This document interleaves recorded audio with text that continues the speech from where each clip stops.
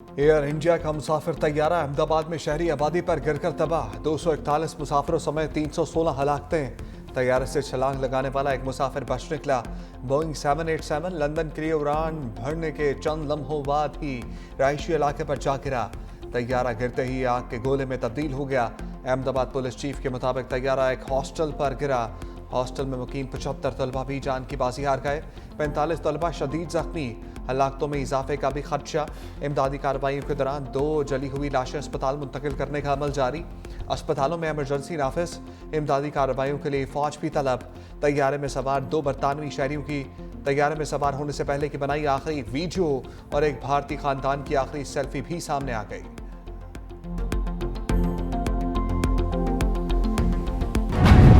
अहमदाबाद तैयारा हादसे में 38 साला मुसाफिर मौजूदा तौर पर बच निकला।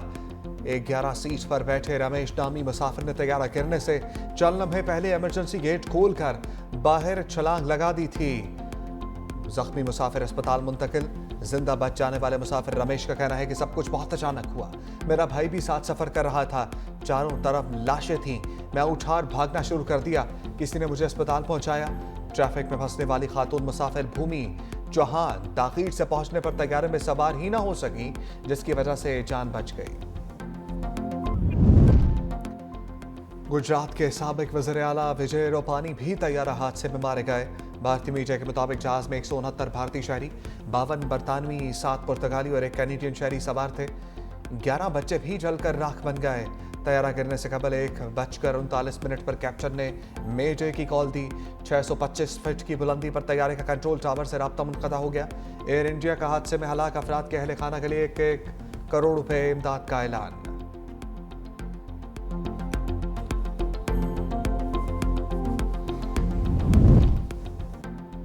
पाकिस्तानी क़यादत का अहमदाबाद तैयारा हादसे पर गहरे रंज और गम का इजहार।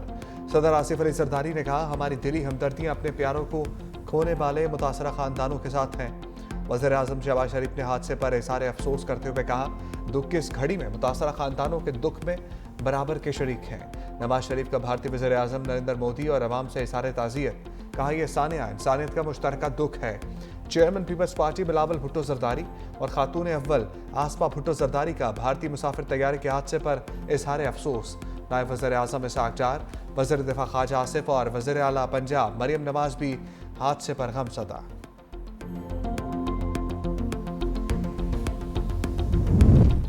पाकिस्तान और मुत्तहिदा अरब अमीरात का इलाकाई अमन और खुशहाली के लिए मिलकर काम जारी रखने पर इत्तफाक। वज़ीर आज़म शहबाज शरीफ की 1 रोज़ा सरकारी दौरे पर यूएई के सदर शेख मोहम्मद बिन जायद अल नहयान से मुलाकात। वज़ीर आज़म ने पाक भारत कशीदगी को कम कराने में तामीरी किरदार पर मुत्तहिदा अरब अमीरात की क़यादत का शुक्रिया भी अदा किया। वज़ीर आज़म ने यूएई के सदर को जल्द पाकिस्तान को दौरे की दावत भी दी। मुलाकात में नायब वज़ीर आज़म Ishaq Dar, chief of army staff field marshal Syed Asim Munir, वफाकी वज़ीर दाखिला मोहसिन नकवी भी मौजूद थे। वज़ीर आज़म दौरा मुकम्मल करके वतन वापस पहुँच गए। जंग किसी मसला का हल नहीं होता। भारत के साथ इंगेज हो के, चाहे वो दहशतगर्दी हो, चाहे वो कश्मीर का मसला हो और ऑफ कोर्स हमारा पानी का जो अहम मसला हो, उनका हल निकाला जाए। जो इंडस वाटर ट्रीटी के हवाले से फ़ैसले लिए गए वो तो वायलेशन है इंटरनेशनल लॉ का। अमन होगा तो फिर ट्रेड का सबसे ज़्यादा फ़ायदा होगा। भारत का मकरूह चेहरा दुनिया के सामने बेनकाब करने का मिशन। बिलावल भुट्टो की क़यादत में पाकिस्तान का सफारती वफ़द ब्रसल्स में मौजूद। यूरोपीय पार्लियामेंट में बैनुल अक़वामी तजारती कमेटी की सरबराह से मुलाकात। बिलावल भुट्टो ने कहा, जंग किसी मसले का हल नहीं, मुज़ाकरात होने चाहिए। अमन होगा तो सबसे ज़्यादा फ़ायदा तजारती अमल को होगा। सिंतास मुआहिदा भारत ने तोड़ा है, पाकिस्तान ने नहीं।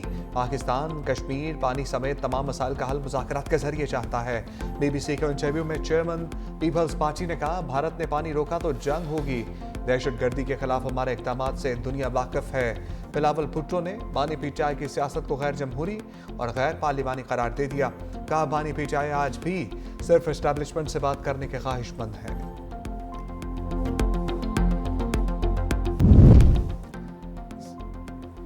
सदर ट्रंप को मशरिक़ वस्ता में कुछ बड़ा होने की तवक्को। मीडिया से गुफ्तगू में कहा, मैं ये नहीं कहना चाहता कि इसराइली हमला नागुज़ीर है, बड़े तनाज़े का ख़तरा मौजूद है।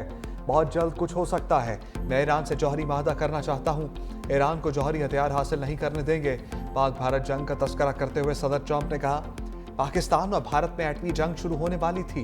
पाकिस्तान और भारत से कहा, अगर जंग करोगे तो तिजारत नहीं होगी।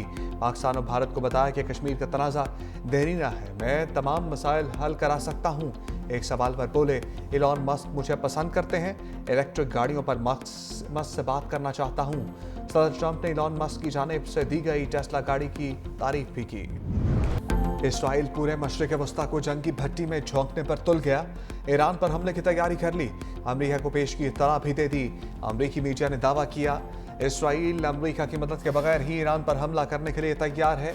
इसराइली हुक्काम ने अमेरिका को हमले पर एतमाद में भी ले लिया। अमेरिकी मीडिया के दावे पर ईरान का रद्द-ए-अमल भी आ गया। ईरानी वज़ीर दिफा ने कहा, जंग मुसल्लत की गई तो इसराइल को ही जवाब नहीं देंगे, बल्कि मशरिक़ वस्ता में अमेरिकी फौजी अड्डों को भी तबाह कर दिया जाएगा। अमेरिका को खित्ते से निकलना पड़ेगा। उम्मीद है नौबत यहां तक नहीं पहुंचेगी।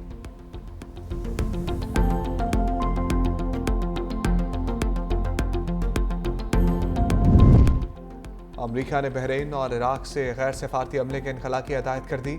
सदर ट्रंप ने कहा, मशरिक़ वस्ता खतरनाक जगह बन सकती है।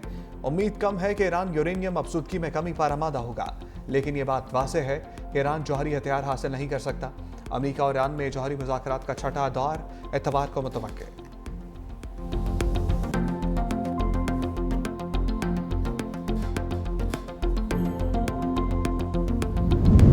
खित्ते में नई जंग का आगाज बहुत ही खतरनाक हो सकता है। ताकत का इस्तेमाल किसी मसले का हल नहीं। सेनेटर शेरी रहमान का ईरान इसराइल कशीदगी पर अहम बयान। का दूसरी जंग अजीम के बाद इस वक्त दुनिया में कई छोटी बड़ी जंगें चल रही हैं। जंगों के असरात सिर्फ एक मुल्क तक नहीं बल्कि दुनिया के तमाम ममालिक इससे मुतासर होते हैं। दुनिया मजीद किसी जंग के मुताबिल नहीं हो सकती। भारत का रवैया भी गैर जिम्मेदाराना है। असर व रसूख रखने वाले ममालिक को चाहिए कि दुनिया में अमन को कायम करने के लिए हर मुमकिन कोशिश करें।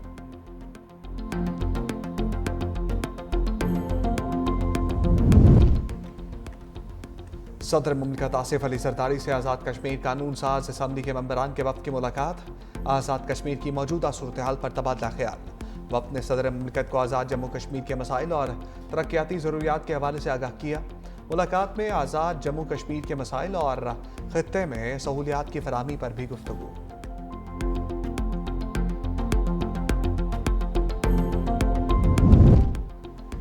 सिंध का बजट आज पेश किया जाएगा। सूबाई बजट का मजमूई हजम 3056 अरब रुपए होने का इम्कान। 3000 से ज़ायद स्कीमों के लिए 331 अरब रुपए मुख्तस किए जाने का इम्कान।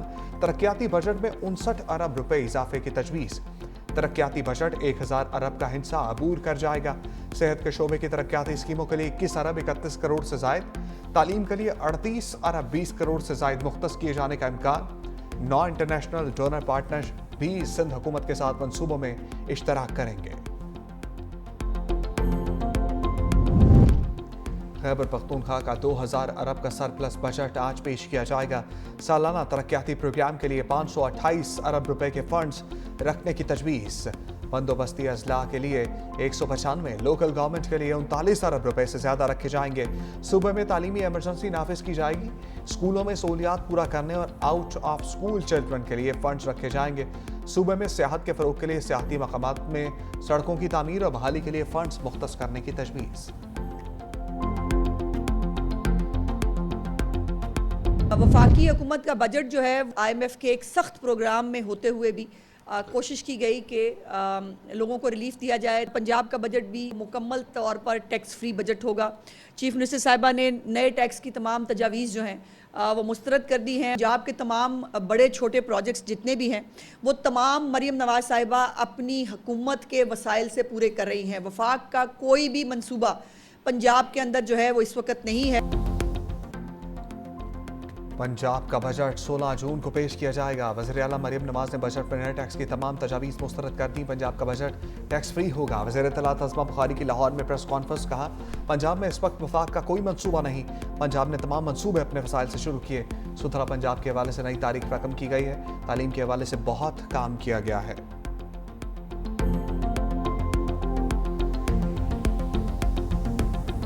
मुल्क भर में सूरज कहर ढाने लगा। शदीद गर्मी से मैदानी इलाके तनूर बन गए। लू के थपेड़ों से शहरी बेहाल। जैकबाबाद में पारा 50 क्रॉस कर गया।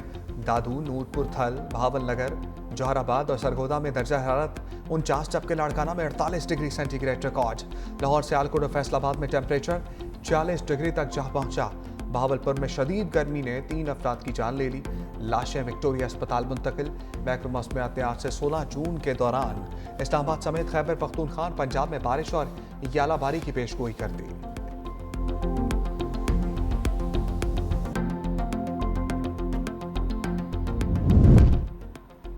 कराची के मुख्तलिफ इलाके फिर लर्ज उठे। झटके कायदाबाद और मलीर में महसूस किए गए। ज़लज़ला फैबा मरकज़ के मुताबिक ज़लज़ले की शिद्दत 2.6, जबकि गहराई 10 किलोमीटर थी। ज़लज़ले का मरकज़ मलीर के जनूब में था। कराची में गुज़श्ता रोज़ में सैकड़ों झटके महसूस किए गए।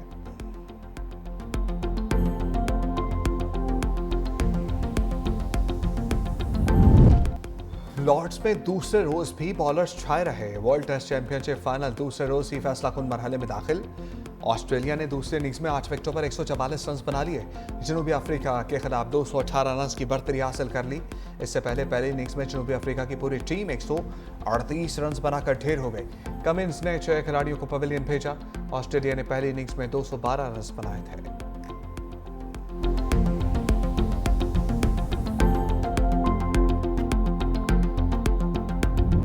आईसीसी हॉल ऑफ फेम में शामिल होने वाली सना मीर के लिए एक और एजाज।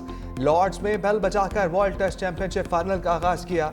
लॉर्ड्स के तारीखी मैदान पर घंटी बजाने के दौरान सना मीर फखरिया अंदाज में मुस्कुराती दिखाई दी।